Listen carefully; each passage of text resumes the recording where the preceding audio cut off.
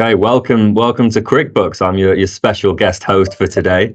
Great to have everyone back on the channel. This is the first time I've actually been on the channel for a few weeks. I've been in hiding Yeah. after England's World Cup performances. So anyway, only now after beating the mighty Netherlands am I able to show my face on the podcast again. So thanks guys for bringing me back into the guest host seat. But yeah, so today we're going to talk about a bit of a preview for tomorrow's final group stage game for England and probably Pakistan as well, but maybe not. They might pull off the miracle. But yeah, England versus Pakistan tomorrow.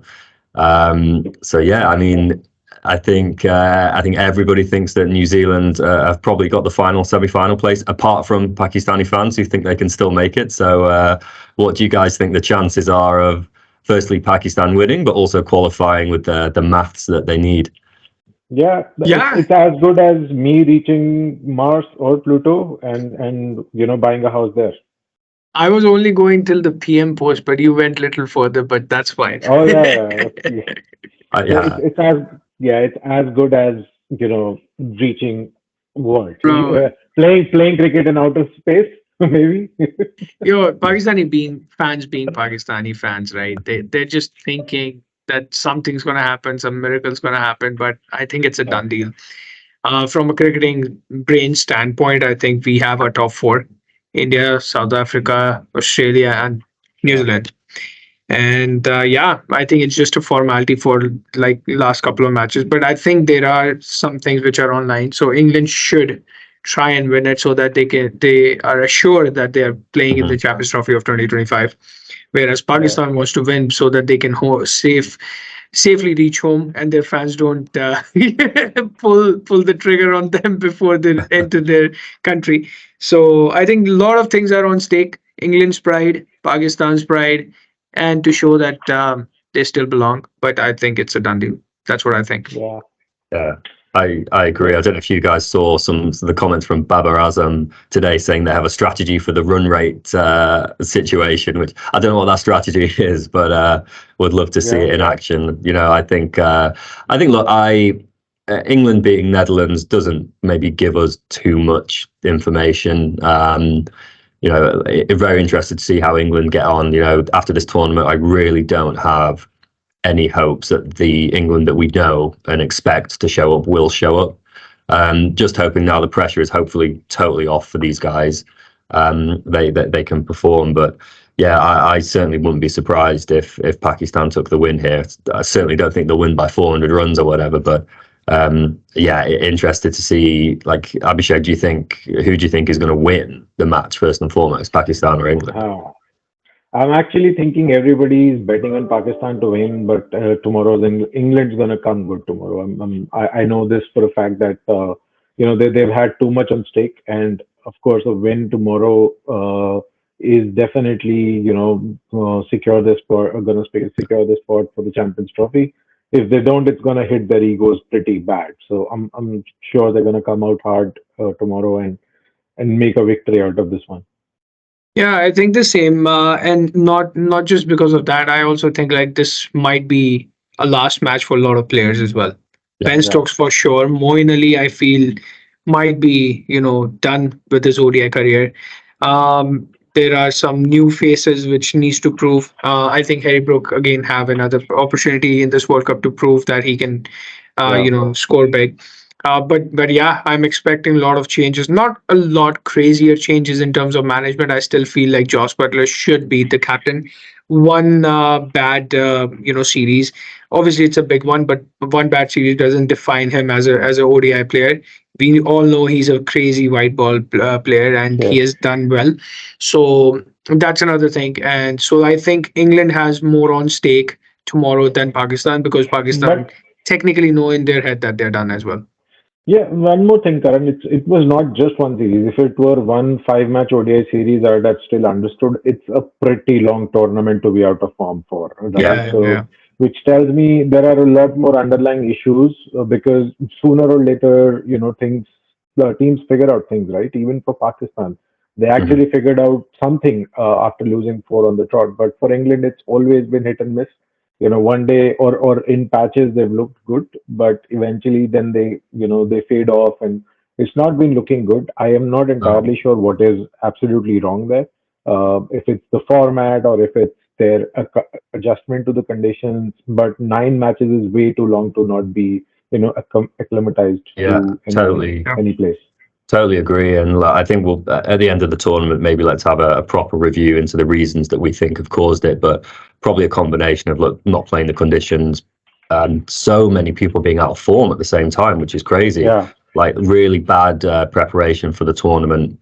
And you're right, KD. It's an old squad as well. Ben Stokes, we know his fitness is a bit of a challenge as it has been for the last couple of years. I don't know if he's done with ODI. I know he did retire, but he's still relatively young. I mean, I think he's about 32. There are a lot of people in this team that are like 36. Oh, the lights have turned off. At like 36. I think it's the Kush effect. As soon as It's Kush the Kush came, effect. the As soon as lights Kush went off. arrived, my lights turned off. Oh, how come we have Alex here? Well, So we Alex is have- our guest host today. He's I'm the doing guest England host. versus Pakistan review. Oh, nice. preview. So yeah, should I start that point again? Like or should I just carry on? No, I think this is a good transition. Kush coming in, lights going off on you. Coach coming in, yeah, like magic. No, yeah, I was just saying there are some people that I definitely expect this to be their last game for England. Milan, I think Milan's probably been the best batsman in the tournament, but look, he's 36 now. Moeen's 36. A lot of people are out of form, so maybe we'll be dropped anyway. So look, it's probably the end of an era, I think, for this England team. Expecting a lot of changes after this tournament, so just hoping they can go out on a bit of a high. But yeah, I fully expect them to play Brooke, Atkinson, and maybe someone else in favour of people that they know are going to retire. Yeah. And I want to highlight, and maybe we will take Kush's point of view on this as well. So I heard that Ben Stokes, in one of his press conferences, somebody asked him this question, like, nobody is performing, what's going on? What do you think? It's a management issue. It's like because you don't have young players and all that stuff, conditions. He just summed it up in like a single line. He's like, we played crappy cricket. Yeah. That's exactly what it is. So yeah, what do you think, Kush? Like we actually talked about, and I think I want your point of view on this as well. Whom do you think gonna win tomorrow, and who has more stakes going into this game to actually win it? Well, I think England should win the game. Obviously, they have got some form. But coming to like Alex's point, I just wanted to ask, you're gonna after this World Cup, according to Nasir Hussain, you're gonna have like two teams, England and Yorkshire, or like one team? Because I don't know. I've never heard, on a serious note, I've never heard this. Some specific players are protesting against something and they want this guy as a captain. I don't know how come Nasir Hussain came up with this conclusion that Johnny Bairstow and maybe like a couple of more Yorkshire players, they want Joe Root as captain. Joe Root is not even scoring runs. I don't know if he will be able to play ODI cricket more or not. So I don't know where did this come from. Was that a real quote? I thought it was a joke quote. I don't think so. It's a fake quote. It's not a real Nasir Hussain quote. It was a sarcastic quote on an Instagram. Okay, my bad. No, seriously, I took it very seriously. I'm like, what is he saying? Like Yorkshire guys are asking. I'm like, there are right? Like we were having banter with Alex. Like there are already 5 guys from Yorkshire. Yeah. So what if these guys start protesting? Then you need another team. Then I vote for Thompson to be in the team as a leggy. I'll be the selector. I'll be the selector, mate. Hey, No but legs. the main question to Kush should be, Kush, what do you think are Pakistan's chances of qualifying tomorrow? Oh. That is where the real answer That's is. more important question. I will second Wasim Akram to that. That's the best solution he gave. Score 300 runs, lock their rooms, time out them for like 20 minutes, and they win by 300 runs. Awesome. So I think that's the way to go. Yeah. But I'm disappointed. I actually really wanted a India Pakistan semi-final in Calcutta, and you guys didn't really. You'd already beaten them. You've got nothing to prove against Bring these guys. anybody on. We are okay. Yeah. Nah, you know why I didn't want that? Because it's not the game's not quality. The thing about that is the only side that has challenged us in this or has decently done well against us is New Zealand. Let's bring them on. I mean, the external pressure with India-Pakistan match is too much. The focus is not on cricket. I think the social media banter is more Exactly. interesting than the match. So And yeah, more Yeah, than that, exactly. Alex, my take was I wanted Afghanistan so that it becomes a legendary kind of tournament for them Yeah. because I feel Yeah, for sure. they have played better than Yeah. more better than like England for sure. Oh yeah. Even like at times South Africa for sure. Like they won 4 games. They Yeah. won four Yeah. games. They won against England. They won against Pakistan. Right, one game they will always have like very hard feelings about is like Bangladesh game. They should have Mhm. won that. Yeah. And Yeah. then against Australia and South Africa, it was not one-sided. They literally put too much pressure on them, yeah, Yeah. Yeah, for right? sure. yeah. So they had like good 7 games. So that's why my heart was like, obviously it had an angle too, like India would play the easier team, but it had this thing as well that they deserve. Pakistan, I don't think they deserve to play. Mhm. New Yeah, for Zealand, sure. New, Ze- New Zealand just got unlucky because of their scheduling, because Yeah. they played the minnows in front and then all the tough games at the later part And some and injuries as well. injuries Yeah. too, right? Yeah, that Yeah. was Yeah. the second thing. So that's why I guess New Zealand well deserved it. So that's why I guess it makes more sense. Yeah. Agreed, guys. Any other comments? Which players are you looking out for tomorrow? Who do you think is going to be the best performer tomorrow? Abhishek, start with you. Hmm. Tomorrow, England, probably I'm hoping Joe Root will finally come good tomorrow. Finally, yeah. I hope finally. I just want him to Yeah. do well, man. Yeah, and with Pakistan, I think the fourth or the fifth umpire should be the best player for them. KD, what about you, buddy? Uh, just because I'm Ben Stokes fan. I personally feel it might be his last ODI match. I don't think he's looking ODI as a long perspective because he has also only signed a 1 year contract with England's central contract as well. So Yeah. just because of that, I want him to go on a high, score big, and yeah, for me that Pakistan. I think just the hype has performed well than how they're going to perform tomorrow. So I don't know. Fourth Maybe umpire. Babar Azam might perform well. It might be his last match as a captain, so you never know. Yeah. Kush, what about you, mate?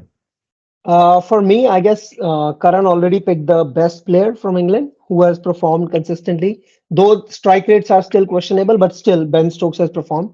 I'll pick the second best who has performed. That is David Malan. So I'll Yeah. pick him because he looks in form. He scored 100. He scored a 50, couple of 50s. So I think I picked David Malan from them. And from Pakistan, I think the Qudrat Ka Nizam says Fakhar Zaman because he's Yeah. the only guy who can score fast. Otherwise, all these guys are struggling at strike rate of 80 or 90. Yeah. They've So put so much pressure on Fakhar Zaman. He's gonna go out under 10 tomorrow. I'm And then pretty they're sure. gonna start bashing him as well, like, oh, he's yeah. not a good player. How about Alex, you, who do Alex? you think? Yeah. Well, look, it's. I said this at the start of the podcast. It's really difficult for me to look at the batting lineup and say, yeah, this guy's definitely going to perform, just given everyone has been out of form, apart from maybe Milan and Stokes over the last couple of games. But I saw a stat that said if you look at all of England performances, top 7 batsmen in all of the World Cups, the worst like number of runs scored over a 7 inning period. Like there are 5 guys on that list from the current World Cup squad performing the worst that anyone's ever performed, top order Yeah. for England. And actually, Joe Root was at the worst. He was at the top in terms of like the lowest runs across that 7 game period. So look, he's due some runs. This guy usually performs very well under pressure. He's a very, very fierce critic of himself. He knows that he's underperforming. Look, just hoping that he can find some form tomorrow. But yeah, not too much confidence, to be honest, guys. Looking forward to this World Cup being over. Hopefully, qualify for Champions Trophy in a couple of years. But yeah, we'll see. We'll see, guys. But I think cool, all good. If no one has any other comments, I will I have a close. no, Yeah, I sorry, have a Kush. question. I have a question for you, Alex. So my question is like, Alex, don't you think like over the period of time, I know when Ben Stokes took over, England had a horrible record of like I guess 12 losses and 1 win under Joe Root captaincy, and that's when like Ben Stokes took over and the team of Ben Stokes and Baz McCallum took over. But don't you think like they succeeded obviously in test matches, but don't you think this multiple captaincy and multiple coaching and the way to go with it, don't you think it's making good players like Joe Root suffer? Like he's getting out Mhm. reverse sweeping the fast bowlers, right? We have never seen Joe Root doing that before that. And like maybe England was losing 12 test matches, but he was scoring like 200s, Yeah, yeah. hundreds, right? So don't you think like there should be a balance of it? And this baseball thing is making actually in other formats, it's a big suffering for England. Yeah, it's a really good question. So, I mean, in terms of like Joe Root getting out reverse sweeping, I mean, if it works for him in test matches, which are kind of designed for less aggressive play, I don't know. I would hope that when more aggressive play is prioritized in ODI, he can make that transition, which is why it's so strange that like him and Harry Brook were performing with such confidence in the Ashes, and then all of a sudden change of format, they're away from home, they just lose all confidence. It does suggest like they're not confident in the instructions they've been given as to how to play. Whereas McCullum, Baz has clearly said, look, guys, go play your game. We're going to take the attack to the opposition. And it's really worked. And this is why I know we've had a couple of chats about this. Like, we can't call the ODI approach the Bazball approach because it's Mott who's in charge, right? The Aussie. And so, look, you're absolutely right. Different captains, different players. Clearly it's not working, right? It's difficult to say, look, the captain needs changing, the coach needs changing. I personally think Baz should step in as the ODI coach. I don't know the reason he isn't. I don't know if he's interested, but if for nothing else, he's just got a winning attitude and mentality, right? And so I don't know. Yeah. The players, they've got like no confidence. It just looks like they're getting out to ridiculous shots. You can see it on their face. They don't know what's going wrong. So I think just benefiting from a reset, like let's get the new younger players in. It is a really old squad. Really, the only two young players are Brook and Gus Atkinson. So I think we need to be turning to slightly young people like Zach Crawley, Ben Duckett. I think should come in. Will Jacks, I think, is definitely next on the batting lineup to come in. But yeah, I think there has to be some kind of change, and I think they would definitely benefit from having one coach. I don't think Ben Stokes would maybe be open to captaining the ODI squad if he's not playing and wants to retire from the game. But yeah, that captaincy spot is probably going to be open, I think. Yeah. So yeah, Cool. I guess that's pretty much. Yeah. Yep. Cool. All right, guys. Well, Wrap it up, Thompson. Yeah, it's been an honor to step in as the guest. The guest lead on the podcast, guys. Long time no speak. Hopefully, when England start winning, I can come on the podcast a bit more. But yeah, looking forward to tomorrow's game. Yeah, guys, make sure you like and subscribe to Cricbucks, please. Great channel, and yeah, looking forward to chatting again soon, guys. Okay.